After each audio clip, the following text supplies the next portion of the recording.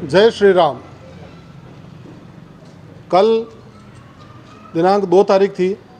Bharatiya Janata party ने अपने 56 टिकटों की घोषणा की।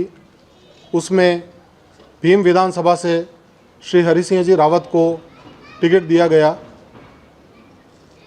हरि सिंह जी रावत को ये 5वीं बार भारतीय जनता पार्टी ने टिकट दिया है।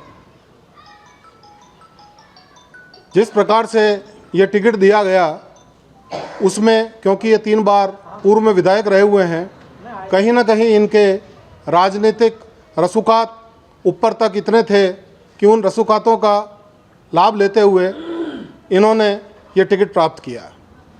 जिस प्रकार से क्षेत्र की जनता में इनके प्रति रोष रहा, क्षेत्र की जनता इनके पिछले 15 सालों के किए गए जो काम थे उसको नगण्य मानते हुए जनता इनके खिलाफ थी, उसके बावजूद भी जिस प्रकार से इनको टिकट दिया गया वो विडंबना है। मैं स्वयं सन 2003 से 2008, 2013 तक के चुनावों में इनके साथ था। मैंने इनका 2013 से 2018 का जो कार्यकाल देखा है, उस कार्यकाल में ज़बरदस्त तरीके की गुंडागिर्दी हमारे क्षेत्र में बढ़ी। गैंगवार, आपने ज़रूर नाम सुना होगा, कोबरा गैंग, महाकाल गैंग, और इतने गैंगवार और गैंगस्टर्स इस एरिया में इन लोगों ने पैदा कर दिए। राजनीतिक संरक्षण प्रदान करते हुए किसी भी प्रकार का जुर्म और गैंगवार किसी राजनीतिक संरक्षण के बिना मैं नहीं मानता चल सकती है। इनका 2013 से जो 2018 का जो कार्यकाल रहा उसके बारे में मैंने आपको बताया। एक विशेष जानकारी और दे देना चाहता हूं। जहां अभी हम लोग बैठे हैं, 2017 में इसी कोबरा गैंग के सरगना स्वयं ने मेरे ऊपर यहाँ 35 जनों के साथ हमला किया था। इसी परिसर में मेरे ऊपर जानलेवा हमला किया गया था। और आपको जानकर आश्चर्य होगा, और शायद मैं सभी विदित है इस बात से, कि इस हमले में पूर्व विधायक हरि सिंह जी रावत के पुत्र, उनके भतीजे, उनका भांजा एवं कोबरा गैंग के सरगना सहित लगभग 35 युवक हमसला होकर मेरे ऊपर हमला करने आए थे और मेरे ऊपर हमला किया। उनको इस चीज़ की जानकारी नहीं थी कि मेरे यहाँ CCTV कैमरे लगे हुए हैं। उस कैमरे में वो सारी घटना कैद हुई। 2014 में मैंने भारतीय जनता पार्टी से लोकसभा का टिकट राजसमंद से मांगा। बस वहीं से हरि सिंह जी साहब को कहीं ऐसा आभास हुआ कि यह आदमी उठने का प्रयास कर रहा है और इसको यहीं दबा दिया जाए। उसके बाद वो मेरे सदैव खिलाफ हुए। 2015 में नगर पालिका चुनाव देवगढ़ के थे। मेरी पत्नी ने नगर पालिका से पार्षद का टिकट मांगा, लेकिन हरि सिंह जी ने ये बात हमारे को बोली कि चाहे इस बात का उन्होंने इस प्रकार से अभिव्यक्ति की कि चाहे कांग्रेस की बोर्ड बन जाए, लेकिन मैं इनको न तो टिकट दूंगा और न मुझे ये मंजूर है। 2015 से मैंने भी सोच लिया। 2015 से 2018 तक जनता के बीच में रहा, जनता की सेवा करने का पूरा प्रयास किया, लोगों के बीच में आता जाता रहा, मिलता रहा। 2018 का चुनाव मैंने विधानसभा का निर्दलीय प्रत्याशी के रूप में लड़ा। अपने आप को भारतीय जनता पार्टी के समक्ष ले गया।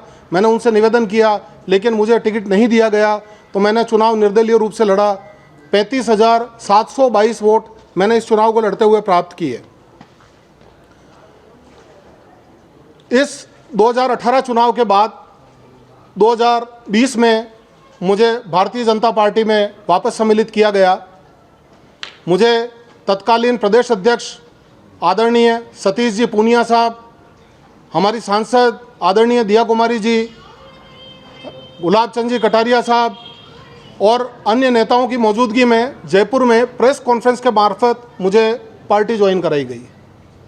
लेकिन विडंबना ये रही कि 2020 के बाद आज दिन तक मुझे इनके द्वारा बनाए गए जो मंडल कार्यकारिणियां हैं, उन कार्यकारिणियों के जो पदाधिकारी हैं, इनके इशारों पर मुझे आज दिन तक पार्टी की सीढ़ी नहीं चढ़ने दिया गया।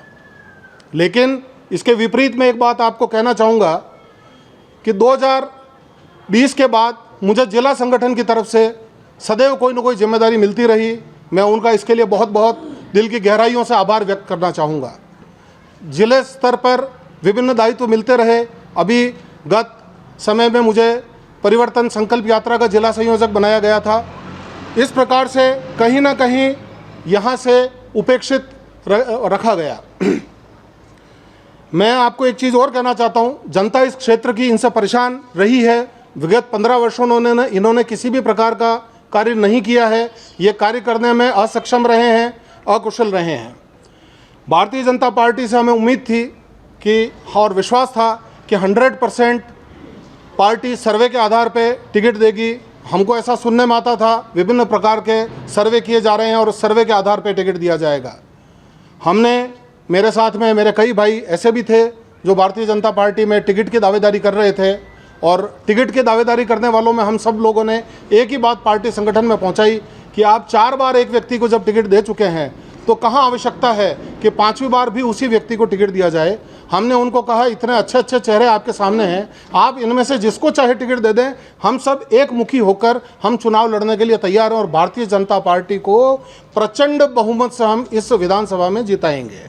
ये बात मैंने और हमारे सभी लोगों ने लिखित रूप से पार्टी में भी दी गई। पार्टी हमारी अपनी है, मुझे पार्टी से किसी प्रकार की कोई गिला नहीं, कोई शिकवा नहीं। पार्टी मेरी थी, है और रहेगी। मैं नहीं जानता किन कारणों में ये गलत फैसला ये पार्टी की तरफ से हो गया है कि इस प्रकार के व्यक्ति को पार्टी ने टिकट दिया है।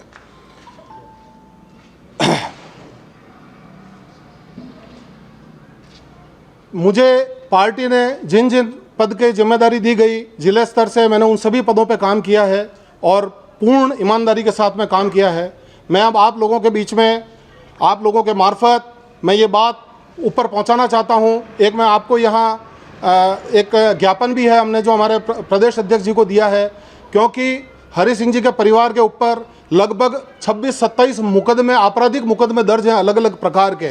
तो इस प्रकार के व्यक्ति को यदि टिकट दिया जाता है तो क्षेत्र में जिस तरह से 2013 से 2018 तक जिस प्रकार से अराजकता, गैंगवार और जिस प्रकार का एक कानून का उल्लंघन करते हुए इन लोगों ने काम किया, वो उस तरह की पुनरावृत्ति कहीं ना हो जाए। मैं भारतीय जनता पार्टी से निवेदन करूंगा मेरे इस ज्ञापन के मार्फत प्रदेश अध्यक्ष जी को कि तुरंत प्रभाव से ये दिया गया टिकट बदला जाए, और अगर टिकट बदला जाता है तो निश्चित बात है बहुत बड़े अंतर से हम ये चुनाव जीतेंगे। रही बात पार्टी संगठन की, तो मैं इतना ही कहना चाहूँगा कि पार्टी मेरी अपनी थी, मेरी अपनी है, मेरी अपनी रहेगी। मैं इस विचारधारा को कूट कूट के अपने दिल में संजोए हुए रखता हूँ। और इतना और कहना चाहूँगा, मैं तो शायद इस पार्टी में हरि सिंह जी से भी सीनियर हूँ।